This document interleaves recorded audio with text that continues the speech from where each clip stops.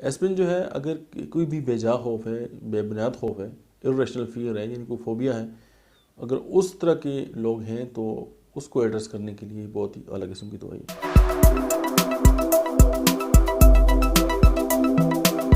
बिस्मिल्लाहिर्रहमानिर्रहीम, अस्सलाम वालेकुम। मेरा नाम डॉक्टर अहमद इजाज़ है और मैं सिविल होम्यो क्लिनिक से बड़ाबाद से आपसे मुखातब हूँ। आज हम बेच फ्लावर मेडी के हवाले से जो नेक्स्ट मेडिसिन है उसके ऊपर जो है थोड़ी सी डिस्कशन करेंगे और उसका नाम है एस्पिन। एस्पिन जो है, अगर कोई भी बेजा खौफ है, बेबुनियाद खौफ है, इर्रेशनल फियर है, जिनको फोबिया है, अगर उस तरह के लोग हैं तो उसको एड्रेस करने के लिए बहुत ही अलग किस्म की दवाई है। यानी अचानक और बिला वजह खौफ के साथ पसीना, जिस्म के रोंगटे खड़े हो जाना, कपकपी तारी हो जाना, जैसे पैनिक अटैक के जो सिम्टम्स हैं, घबराहट हो जाना, ये उसके अंदर पाए जाते हैं। नंबर 3, मरीज़ इस बात से इल्म होता है किसी किसी चीज़ का खौफ है, ये क्यों और कब होता है, लेकिन उसके साथ होता है।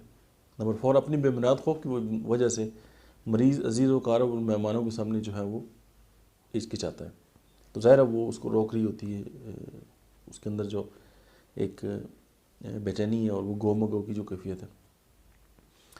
Apprehension, unfounded fear without any rhyme or reason at any time of day and night। और मतलब